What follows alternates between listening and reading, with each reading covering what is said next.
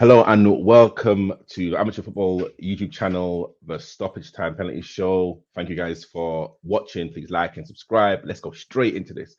I have a special guest who's been on the show before, Kevin Lokko. How you doing, sir? Very good, thank you. How are you? How you doing? I am well. I cannot complain. Again, thank you so much for coming on. So let's go straight into it. How was your childhood like? What was the dynamic between you and your parents? Um, so I've got quite a different sort of background to most of the people in my area back in East London. So my dad's from Ghana and my mum's from the Ukraine. So I've got a massive mix. And you know, they came over here to England and they had me and my sister. Couldn't speak much English at the time, and we had to adapt really quickly.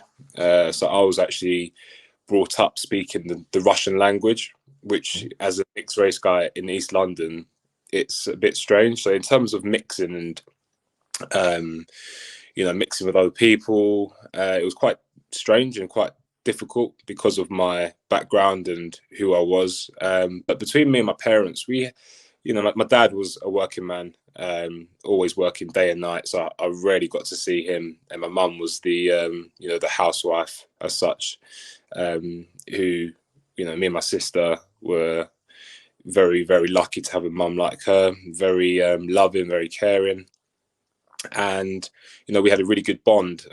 With me and my dad, it was, a lot of tough love, as you get with, African parents. But, even with that, it sort of stemmed, it's the reason why I carry some traits that I do today in terms of just discipline and whatnot. So a very structured relationship, whereas me and my mum was very, very caring, very loving. So I'm lucky, just to have parents as it is, but also have supportive parents. And yeah, we had a good relationship, and they raised me and my sister very well, doing very well for ourselves right now. And yeah, I've got no real complaints about my family. Like I said, it was very different and very difficult at times, but I can't complain at all.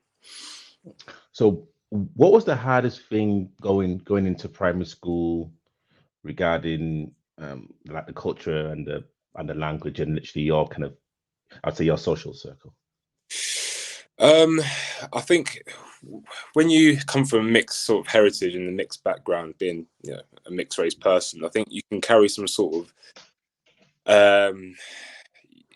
confusion. I guess you can say. You've got two completely polar opposites in terms of my mum and my dad in culture, which is my blood. But then being raised and going to school in an English school with English people, English kids, English parents. So it can be quite difficult to be on the same wavelength as other kids. So in primary school, I had a mixture of friends, like black friends, white friends, Asians, but I never really found a circle for me to fit in. I think that comes down to me being so relatable to different cultures. So I was able to go from that circle to that circle to that circle.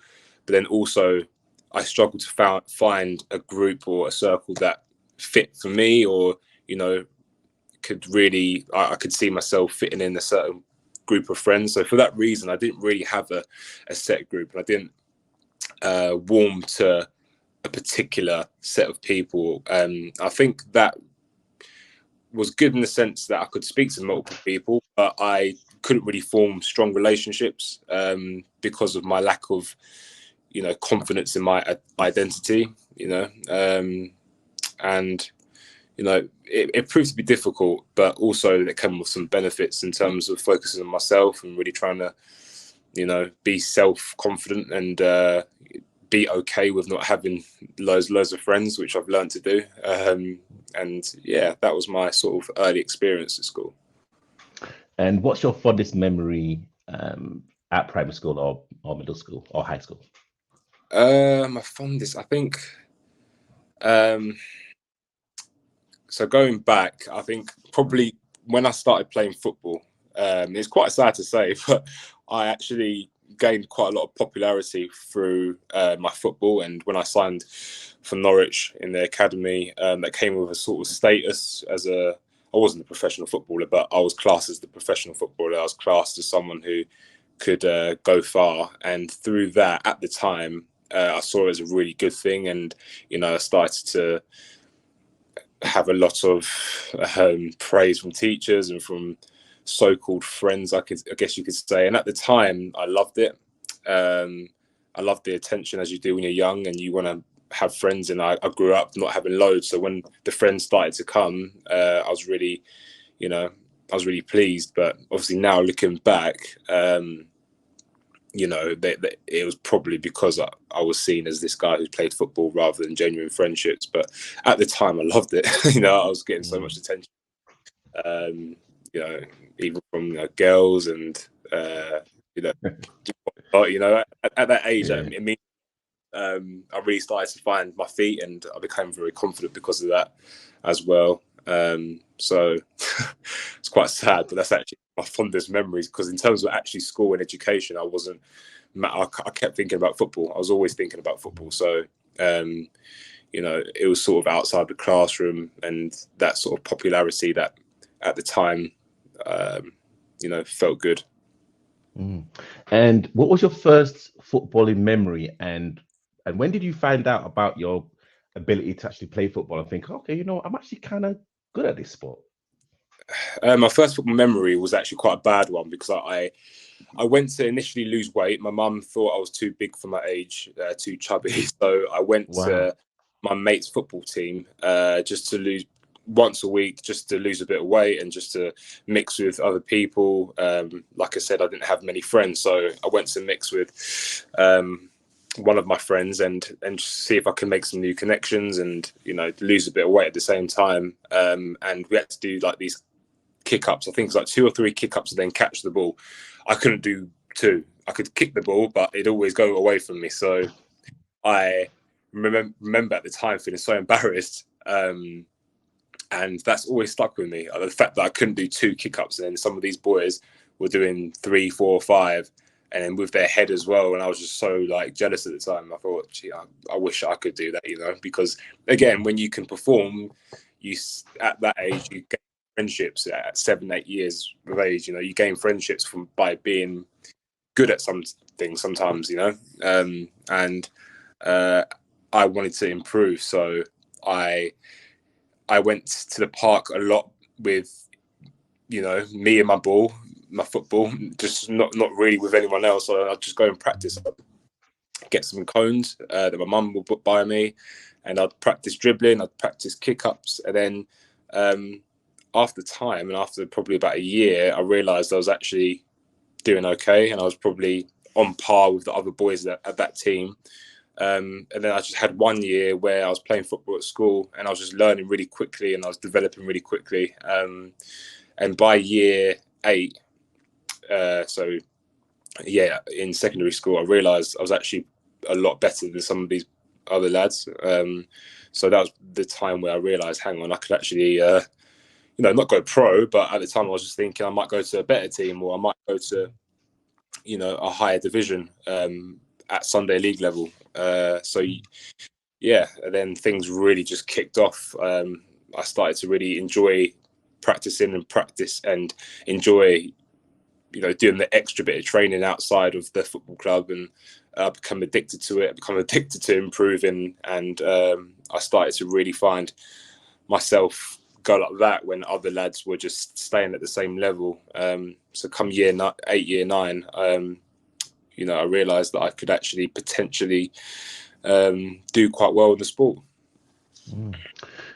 I want to kind of go back regarding you getting into football when you said that your mum wanted to get into sports because of your weight. Mm-hmm. I mean, how did that make you feel? Or, and were you kind of conscious about your weight? I was really big. My mum always said that from a young age, I always want more food. And, bless my mum, she was at home a lot by herself with myself and my sister, and she couldn't really find other ways to keep us satisfied apart from food. So I was raised with, if I'm upset, you give me food, you give me milk, and that sort of carried on throughout my childhood. And I found comfort in food. So I got to the point where I wouldn't say I was obese, but I was very, very overweight, borderline obese, in terms of like national BMI and stuff. I was way above what I should have been, and that was through my comfort and also insecurity, I guess. I, like I said, didn't have that sort of identity at school or within myself, so I'd come home from school and I'd find comfort in food, and yeah, it was a wake up call when my mum and dad, they sat me down. They said, "Look, you need to lose some weight. You should probably go to football training with Max, who was my friend at the time, and him and his dad's team, and try and lose a bit of weight." It was a wake up call because it made me realise that I was overweight. I knew I was a bit chubby, but I didn't understand until my mum and dad sat me down and said that I need to do something about it to change. So yeah, that insecurity sort of was heightened at that point. And I knew I had to, even at that young age, I knew I had to do something about it. And, it was sort of a mission to get myself, into decent enough shape to, be accepted into certain, friendship groups, or maybe I thought, it could actually help me in terms of being more confident. So I saw it as a initial, insecure moment, but then I slowly started to realize, I could actually benefit from losing a bit of weight. So I saw it as a positive, and then I never really looked back from there. And what was your first Sunday league team? And can you remember the first team talk that you could have ever heard? So my first Sunday league team was Redbridge. Redbridge Football Club, so Echo League football, which is Sunday league football at the time. I don't know if they still have Echo League, but that was the first team, and I was there for years. And the first team talk I can remember, I can't remember a team talk as such going that far back, but I remember comments from parents when they, in the car on the way to a game, and they just say enjoy it, and it's football is the best when you're enjoying it, and football's there's no point playing it if you don't enjoy it. So don't be nervous before a game. Enjoy yourself, because then you end up playing better, and then you enjoy it even more. So that was like something from the parents. But yeah, in terms of first team talk, I can't really remember too much. I don't remember last week's team talk, to be honest. So. I'll let you edit that out. Okay.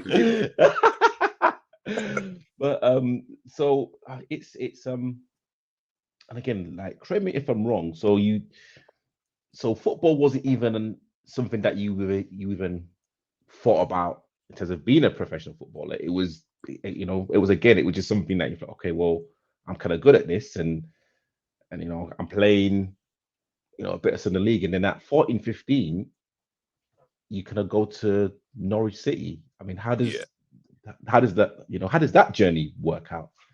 Yeah, so it was like I said, when I started to lose a bit of weight, and when I realised I was quite good in my school and at my team at Redbridge, I guess whenever you improve at something, you can become really addicted to it. And something I've realised, I've got a very addictive personality, which can go for me and against me. So when I see improvements in certain areas, I'm very, very, I'm very capable of continuing that and to continue that improvement that I'm seeing. And I enjoy seeing myself get better. So year on year, I just keep on improving, keep going to the park, keep, playing football at school. And come 14, 15, I'd left Redbridge. I went to a team called Tilbury, who were in a higher division. And it was quite an exciting time. I played about 4 or 5 games there, and the manager, after one of the games, he pulled me to the side. He said, "Oh, do you know there was a scout there watching you today?" I said, "No, I had no idea." And he said it was, Dagenham and Redbridge, but we've told them no. So at the time, I was thinking, what are you doing? Like, Dagenham and Redbridge, they're like my local team. That's like, in my eyes, a fully professional club, and that would be like a dream come true. And he said, look, Kev, the reason I said no is because I think you're better than that, and I think you can go to a better club than that. But in my eyes, I was thinking, no, I can't. Like, I'm just a kid that plays football in my area. Like, I'm nothing special. I'm not much more talented than everyone else. But if I get an opportunity like Dagenham and Redbridge come around the court, like come in front of me, I'm going to take it. So I didn't understand. But then, literally 2 or 3 weeks later, he pulled me out of training, and he said, "Remember what I said to you a few weeks ago?" And I said, "Yeah." I was still a bit pissed off at the time because I was still Yeah. from that rejection. But he said Norwich City just come through for you. So I said, "What? Like actual Norwich City?" He said, "Yeah." He said they want to offer you a trial. So I'm not sure if I believed him. I just thought it might have been a bit of rumours or just a bit like, a bit of hearsay or whatever. But it found out, it was true. They got in contact with me, and I went down for a trial against West Ham. They said, "Look, you live in Romford. West Ham's training grounds around the corner. So why don't you come down next Saturday and play for us and see how you get on?" So I went down to the West Ham's training ground, Little Heath, and played a game. I was probably the best player at the time. On the pitch, I was absolutely smashed it. And they said, "Look, we'll give you a 6-week trial." Told my mum and dad. They couldn't quite believe it. I don't think they did believe it. They thought they had the same mentality as me. Like, everyone wants to be footballers, but there's nothing really that unique or special about me. So I went into the trial thinking, let me just enjoy it. Let me just enjoy experience and just see what happens. Don't expect to get signed. Just go for the occasion just to see how it is. I went for a 6-week trial and they signed me. I was just like, wow, that's crazy. So it really just it was strange because it was I never really believed I'd get to the next step. I never believed I'd make it past the trial game, and then the 6-week trial. I just kept seeing it as an experience, but they obviously saw something in me that I didn't see in myself. And again, that improved my confidence, and then I end up staying there for 2 or 3 years. There was a little phrase when you was talking about telling your parents about this trial and almost like the disbelief. Did your parents support you in your football journey? Because I don't know, like it kind of sounds like you was kind of yearning for their approval more so than anything else. Yeah, I mean, like I said, my dad's from Ghana, and he was always raised, and believed in having a good education, going to university and getting a job, a secure job that will look after you for life. My mum was very similar. They both met in Ukraine in university. They both studied and got really good educations. So they only knew that route. They've never known anyone in our family or any friends who, no family or friends, connected to us are professional in any of their fields. They're just good, hard-working people who have landed themselves good jobs through going to university. So they knew the amount of kids in the country that wanted to become footballers, and I don't blame them for thinking that I couldn't do it. There was that disbelief, and there was a lack of initial encouragement for me to go for it. But I knew what I wanted to do, and I kept emphasizing that to them. And slowly, they knew that I wasn't going to change my mind. I knew what I wanted to do, and it was a slow process. But in the end, they did support me because, they knew how upset I was when I wasn't playing football or I wasn't allowed to play football, and they saw how that affected me, and they saw how happy I was with a ball at my feet. So, it took a long time, but they did end up believing in me. And once they spoke to some of the coaches, my parents, they'd raised these concerns with the coaches, but they'd sort of reassure them that I had some sort of ability that they could work on. And I think they needed to hear that, because it's one thing me saying it, but when a coach or professional coach is saying, look, your son has some talent that we can improve, then that was sort of that was the time the penny dropped, and that's when they started to support fully and really understand that something could happen. And your position, were you always like a defender, centre back? Yeah. Or Sunday League, and when I was at Tilbury, when I got scouted, I was playing as a left back.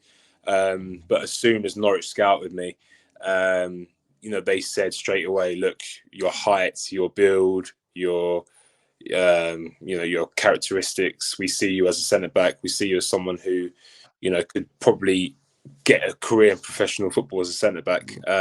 So I had no problems with that. It took a little while to learn the position. One regret I do have is I wish that I, throughout my Sunday League sort of time, had a bit of experience in other positions, because I think, the more experience you have in, I don't know, centre midfield or playing up front, you have that total all-round understanding of the game. And when you're talking to your teammates, you can actually, speak to them in a way that you can relate to their position. And at the time, it took a long time for me, because I come from Sunday League. I come from, I had a slow footballing development, but some of the boys at Norwich, they were very, very football intelligent. They understood all the positions. They were capable of playing multiple positions. But me, I was sort of that centre back who was just a centre back. So again, that required a lot more learning on my part to understand other positions and understand the game as a whole. I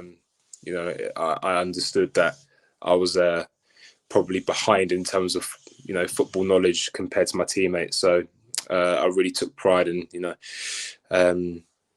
doing that study and education on football, on the pitch and tactically, everything, just to get up to level with my teammates. In my mind, I was always playing catch up. I was always lesser than my teammates. I always saw myself as that. And again, good, pros and cons of that. Pros because I improved, but cons because I never really could settle and be comfortable with my progress. I was always itching and wanting more. So there's pros and cons to my sort of personality traits, I think. And I just find it very fascinating growing up being a left back, because I think Jamie Carragher said no one wants to grow up to be a Gary Neville, playing in a defensive position, but also just kind of hearing your story and actually how you are as a person. I can always believe being a defender is a very selfless position. So it's like you want other people to actually get the glory, and literally let me just sit in the background and just do my job diligently. No, I agree. I think I was away from football. I think that's my character anyway. So when it comes to the pitch, I was happy to just play, let alone be the star man. I just wanted to do a job for the team and win the game that we're playing. If that means me not touching the ball all game, no problem. I'm happy just being that guy who does the work that nobody sees and does that hard work that doesn't really get much credit. I was happy with that though. I just wanted to, be seen as someone who's capable and sort of good enough for the level. So the Norwich FA Youth Cup win, how did you feel in that game, and what was the kind of preparation before that game? It was unbelievable. It was a real taste of what professional football could be like. Playing against Chelsea at Stamford Bridge. It was a two-legged final. So the first leg was at Carrow Road, and then second leg at Stamford Bridge. I think 26,000 at Carrow Road in the first leg, and at Stamford Bridge maybe 24,000. I'm not sure, but there's so many fans there, and it was a real good experience. The preparation for that was very professional. We we had a certain routine in the change room before the game. One of the lads would like do a little dance to a song. It's little things like that would like, it makes you realise that that team spirit and that preparation and keeping to that routine can actually, you know, really benefit you in the long run when it comes to like cup competitions. You really need to have that good team spirit, and that's probably why we won. We didn't have the best players. We didn't have, you know, better team than Chelsea did, but we, even at that age, at under 18 level, we had that camaraderie that really, you know, was very impressive. I think at that age to have that such, you know, that connection and take it out onto the pitch. We had that, and we worked as a team. And when we won, it felt like we won the Premier League. It was just unbelievable. You know, we had all my previous school teachers and you know, school friends all watching the game. We had so many people come to the game. It was really a really special moment, and you know, one I'll never forget. And what was your lowest point at Norwich? My lowest point, there's probably two. So the first one would be probably getting released. You know, being told that rejection, being told that you're not good enough to play in the first team. So they couldn't offer me a professional contract. That was overall the biggest low for me because I didn't take it very well. You know, Norwich was my life. I was there for 3 years. I lived up there. I was there every single day, training, did my education, everything there. And I really I grew to love the city and I grew to love the club. So it was heartbreaking being released. But then as a more specific moment was when I think we played Everton at our training ground, and I had the worst 45 minutes of my life. Like, it was horrendous. I think I scored an own goal. Every time I had the ball and tried to make a pass, I passed it to their striker who went and scored. And at half time, I remember our coach, Neil Adams, at the time, he said, "Kev, if you keep on playing like that, you'll be out this club next week." And and that was brutal. But I think I responded well from that. I think I need, you know, every sort of player has their way of reacting to situations. And if someone said something like that to me, like he did at the time, I used that as fuel to get better and not repeat those mistakes. So, you know, but at this, yeah, like I said, at the time, that was horrific to hear that from your manager. You know, the worst feeling in the world. Being told that I could get released if I keep playing like that. It's quite harsh, actually, but I took it in the right way, I think. And when you got released by Norwich, was there any aftercare, you know, physically, mentally? I mean, what was the conversation with your friends and family? It was difficult. Sorry, I was getting my charger. It was difficult. I expected more than what I got, I think. I assumed that they would help me. You know, they put me in touch with a few clubs in terms of getting another team and going on a trial at other places. But mentally, I think at that time there was no support. There was no psychological support. So I was just out on my own, really. I felt like I was back at school in terms of, you know, I've had this sort of dream 3 years in Norwich, and I'm sort of back to square one. I didn't know who to turn to. I didn't have an agent at the time. I didn't know what to do. So I went on trial to Sheffield Wednesday, who Norwich helped, you know, facilitate. Went on trial there. I was there for 3 months, and I was told I was going to get signed. So I was welcomed back in pre-season to just to check my fitness levels. So over the summer, I got really fit. Done so much running, so much just to prepare for the fitness testing in pre-season. So we done like a bleep test. We done like a 2-mile run thing, and I won both of them. I was 18.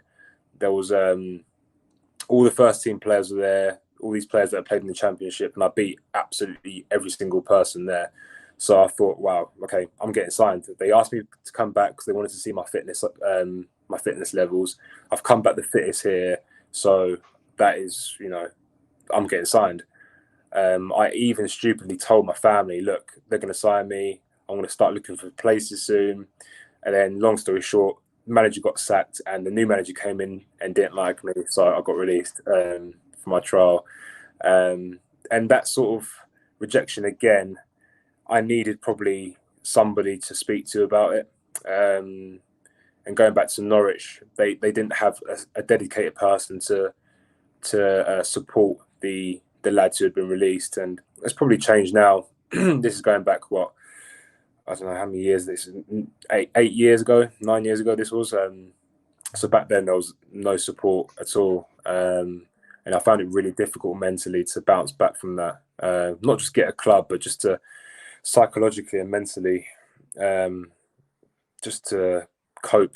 You know, I was crying every night after I got released from Norwich. I was devastated, but you know, I guess I grew thick skin from that because, you know, I had to do it by myself. Mum and dad, obviously, they can try and support me as much as they could, but they didn't understand football. They didn't understand, you know,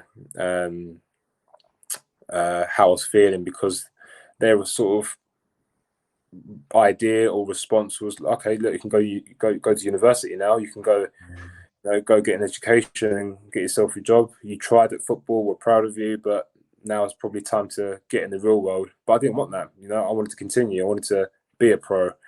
And fortunately, after 5 or 6 trials, I get signed by Colchester. But even with that, I had to speak to an agent myself and ask him to help me, and he managed to get me a few trials, and yeah, Colchester signed me. So it worked out in the end, but a lot more needs to be done for these young lads getting released from these clubs. You're starting to see it more now, but psychologically, it's like grief. It's like losing a loved one. You know, you've been, something that you love so dearly has been taken away from you. So it's very similar to losing, I don't know, like a family member or friend. It's that serious when it comes to your passion being taken away from you. I mean, I can't even imagine, because again, like I've not played anywhere close to even non-league. So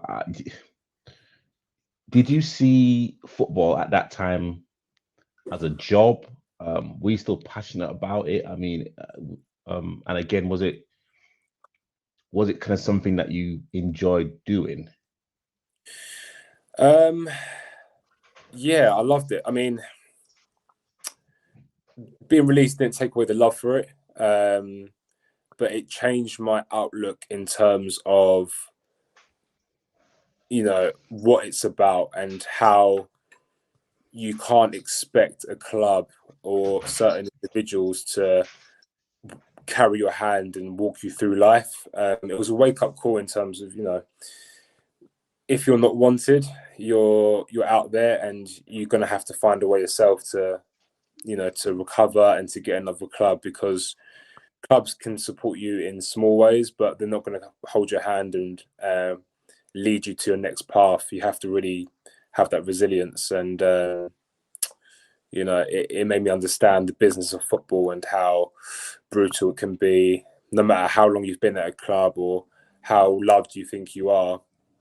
When you're not wanted, you know, it's very real, and it affects you a lot. And I think it was a wake-up call. And going into clubs after that, I was very, you know, conservative in my approach, and not getting carried away with, you know, comments or praise or, you know, criticism. I always try and stay at a balance and not expect too much. And yeah, but my love for the sport was still there. I wanted to prove Norwich wrong. I told Norwich when they released me that you're going to see me one day become a professional footballer, and you know, it's a shame it's not happened here, but you'll see it elsewhere. And I told them that I had to get it off my chest, because I believed that I was capable of doing it. And then, yeah, I managed to do so. So, yeah. That's amazing. And correct me if I'm wrong, you like played for the England, is it England B or England C? England. Yeah. Literally, how was that? You know, again, how did like the call up process happen? And again, like representing England. I mean, how was that for you? Yeah, that was great. So I was playing for Maidstone at the time. I dropped into non-league, and Maidstone, my manager, gave me a call, and he said that Paul Fairclough, who was the England C manager, wanted to call me up for their 2 games. And effectively, what England C is the best, the best under 24 players in the country, aged 24 and under, who are playing outside of the Football League. So they saw me as one of them. And it was a great sort of platform to showcase what I was about. Played both games, 90 minutes in both games, done really well. And a couple of weeks later, Stevenage gave me a call and they wanted to offer me a contract. So it was a good platform for me to, just firstly to get that recognition as being one of the best players in non-league, and also to perform well. Yeah, that really put me in good stead, and I managed to get a Football League opportunity from that. And again, you've got an amazing CV from, of course, Colchester, Welling, Maidstone, Stevenage, Dagenham, Redbridge, Dover, Harrogate, Aldershot. I mean, with all of those clubs, what have you taken from those clubs that now you've taken into Farnborough? I think I've learned over the years what it takes to become successful in the team. I think with experience in football, you start to realise that it doesn't matter if you play 10 out of 10 one week and then 4 out of 10 the next. You need to be consistent, and even if that means perfecting the basics and being a solid 6 or 7 out of 10 every single week for the whole season, that's what it takes to be successful. And so, especially as a centre back, you need to really simplify the game. I learned that all these flashy skills and unbelievable moments in the game means nothing if you've performed badly for the rest of the season or the rest of the game. I became quite again conservative going into one club to another in terms of what to expect from the club. Like I said, I've got these negative experiences being rejected from certain clubs, so I'd always go in aware that I've got to prove myself, and I can't expect, even if I'm playing well, to not get too carried away. You can never get carried away in football. It doesn't matter how well you think you're doing, because they can replace you so quickly. And that sort of kept me on my toes and kept me performing well, kept me preparing well for games, because I know, like I said, one bad game that can affect your season, and a lack of preparation. I'd say I've learned a lot. If you don't prepare for a game at this level, or any sort of professional level, you'll get punished, because players are good enough to punish you when you make a mistake. There's so many lessons that I've learned, and that comes with experience and playing games. Never too high, never too low in terms of your emotions on the pitch and off the pitch. Really try and stay consistent and balanced, and that's probably my biggest take from my sort of senior career. Don't get yourself too excited, or don't get too carried away with praise, but also don't get yourself too down. Just work hard, prepare well, and stay consistent. That's the biggest thing that I've realised in terms of being successful. And as a centre back, because and I'm going to be slightly selfish here as well, because I could have played as a centre back, and I hate when the opposition score against me. And again, it may come from someone else's mistake, or but I just literally, it cuts me up inside. Is that a good trait to have? And do you now take your work home with you, and literally, what's that balance of focusing on the next game and reflecting on the previous? I'd say it's a good trait to have if you respond well from it. So, no one likes to concede a goal. If you concede and it cuts you up inside, and you respond by being reckless and you get sent off, or you put in a dangerous challenge that puts the team at risk of losing the game, that's not a good trait. But, if you respond by being more aggressive in a good way, speaking more, concentrating more, and having that real desire to do your job properly, then it is a good trait. It depends how you react. And it's, again, like I said, if you get too low, get too high, you will make rash decisions. So it's that temporary feeling of, we've conceded a goal. Now what can I do after? How can I use that emotion I'm feeling to benefit me, but more importantly, the team? Once you master that and you use it as fuel to do something good for the team, then it's an unbelievable trait to have. It's good to use those emotions, but in the right way. But yeah. So, what was your second question? Do you have a second question there? And literally, when you personally make a mistake, or literally if you think that you've had a bad game, how, like, do you kind of take that home with you, or like, or like, do you have a mental block where it's like, I'm leaving it the moment? Yeah, I would love to know your process. I used to take it home with me. I used to be, before my never too high, never too low sort of ethos I keep talking about. I would literally, if I have a bad game, or we lost the game, I'd come home and probably won't speak too much to my parents or speak to my girlfriend. I would really just either go out clubbing and start drinking, just to try and have a good time and forget about what's happened. And that would just affect my week. At the time, I thought it was a good thing. I don't like losing, so I should be upset, and that's a good thing because I care. But there's more to life than football. You've got one game on a Saturday, you've got 6 days at work or at home or with your teammates. You need to try and sort of distance that and separate it. So now what I do is, I tell myself, if I prepare the best I can for this game, and if I give 110%, which those two things are in my control, no matter what happens in that game, I can come home, I can be happy, because all you can do is the things you can control, and that's prepare and work hard.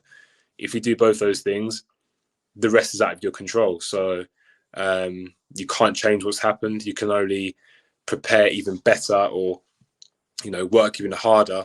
But if you're doing those two things, then that's a win for me. You can't win every week. You're going to lose some games, but as long as you've prepared well and you've give absolutely everything out there on the pitch, then you can come home a happy man. And that's what I do. I leave everything at football now.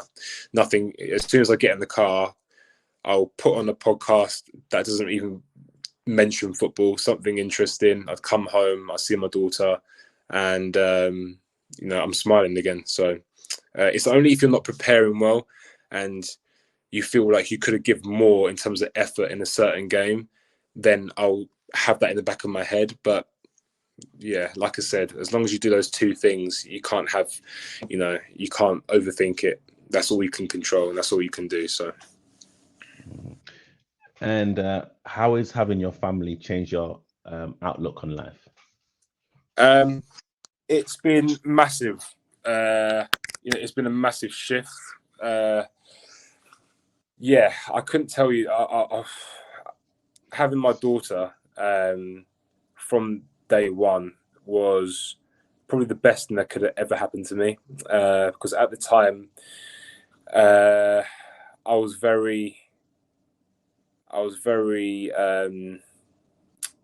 irrational and emotional with my actions. Like I said, I've got a very addictive personality, and it can be good and it can be bad. So at that time, before my daughter was born, if I'm having a bad week, it could be not even related to football, just anything. It takes me a bit longer to come out of a rut, as you can say. My habits can lead me down a real dark place if I don't consciously make the action to turn that around.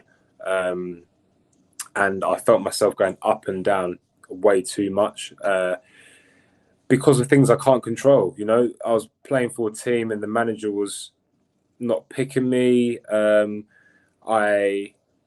Again, these insecurities from my childhood would keep coming back, not being good enough, not fitting into the situation I was in. I was working hard, but I couldn't change the situation. My emotions were all over the place, and I think having my daughter and having my family now makes me realize that again, you can't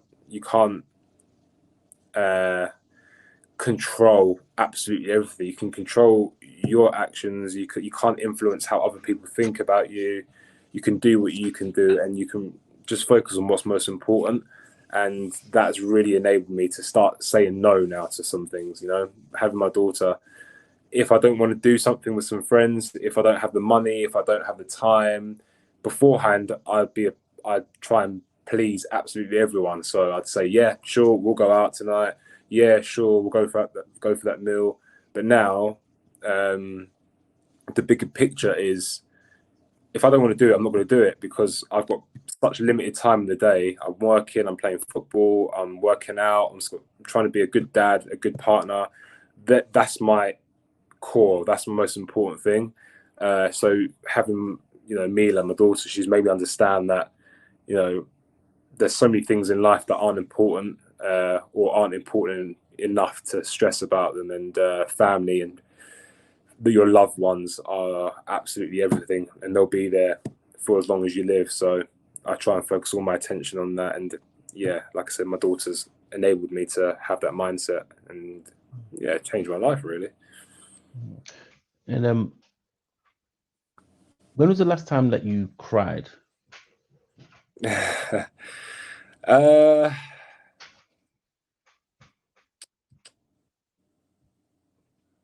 Jesus. Probably in terms of negative cry, well, like emotionally overwhelming times. I've see the fact that I'm struggling to think about it is probably not a good thing. I feel like men, we should be okay to cry when we're feeling a certain way. I mean, I'm so used to. I'm still going through that process now of identifying when I've got something that's not sitting right with me, to be able to be kind to myself and to express that emotion with myself or with my loved ones. I grew up covering a lot of emotions, and I've become sort of an expert in a bad way, in a detrimental way of covering my emotions. So now I'll have an urge to be upset or I have an urge to cry, but I can't do it because I'm so used to covering it up. I can't actually tell you the last time I've cried.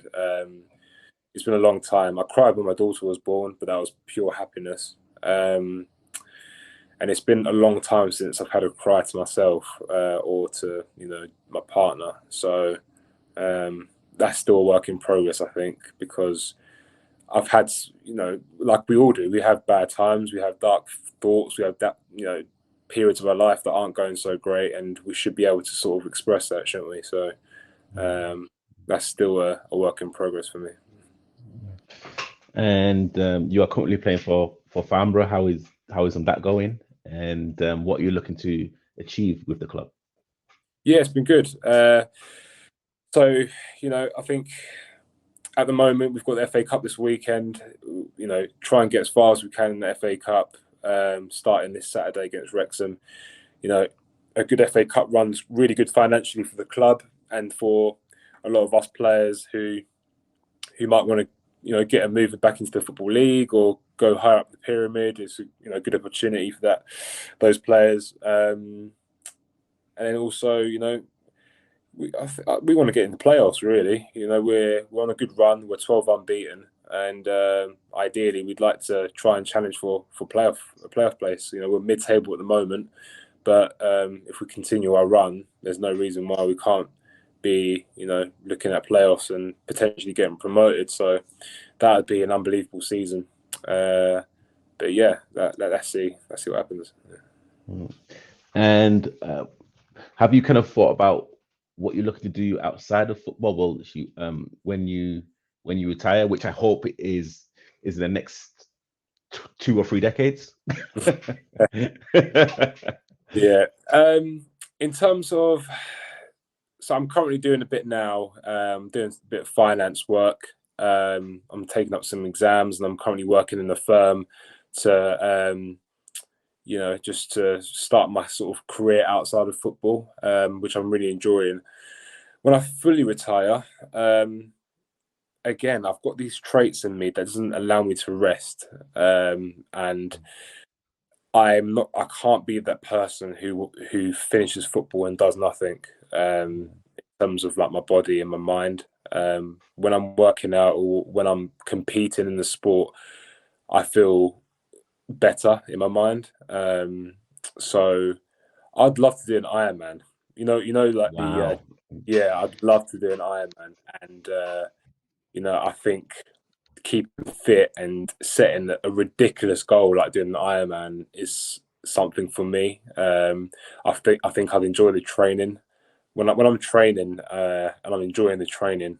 Again, like I've mentioned, I'm very good at sticking to it and pushing myself to ridiculous limits. So that'd be something that's on my bucket list, and I'd love to do marathons, triathlons, Ironman. I'm a nutcase, really. I just want I want myself through hell, but in a good way. I like a challenge. So yeah. And what's your one tip for anyone out there that's struggling with consistency? First, okay, one tip. I would say set achievable and realistic goals. So when I say that, I mean, if you're trying to be consistent in football, for example, set a goal that's simple and achievable, because with that starts momentum. With momentum, you start to get into a good habit, and with good habits, you start to build some consistency. So if you set an achievable goal that you can reach, that feeling of hitting the goal, that sort of rush of, oh, I've actually achieved this now, that becomes addictive, and you start that snowball effect, and things become a lot easier, and you're more likely to stay consistent. I think if you set a longer term goal, and you're forgetting the small wins and the small achievable goals, it's easy to get sort of distracted and you lose your track. I'd say set small, realistic goals which you can build on and go from there, and hopefully the consistency will come. Amazing. And Kevin, if like anyone wants to contact you, where's the best place for like them to reach out to you? Yeah, so I'm on Twitter. I'm not on Instagram, unfortunately. I'm not big. I'm not massive on social, but I'm on Twitter because that's like my main source of like news and whatnot. But my DMs are open on Twitter. I'm on Facebook, all under my name, Kevin Lokko. I'm on LinkedIn as well. Again, just my name, Kevin Lokko, easy to find. And my DMs are always open. So if anyone that's watching or anyone that comes across this video in the future has any questions about absolutely anything football related, non-football related, I've always wanted to have that person that I know has no judgment and I could speak to. So if I can be that person for anyone, then I'm more than happy to. All you've got to do is get in contact, and you'll be sure to have a reply from me, and I'll give you my time. So anyone that sees this, please feel free to ask any questions, or ever want to chat about anything non-football related, then I'm always here. Kevin, and literally, I just want to say now that that you've kind of opened up your like experience to like someone that contacted me, and they just couldn't speak like highly of literally of your your knowledge and experience. So I just want to just say, while the kind of video's going, thank you again for just taking time out of your day to actually help like play it in that question, and like also as well coming back onto the show. Thank you for your support and feedback. No problem. Thanks for having me on again. It's nice, man. It's almost like therapy. This, just talking about all different sort of topics. It's helpful for me as well. So I'm more than happy to jump on the call and do this even again in the future. So thank you for having me on.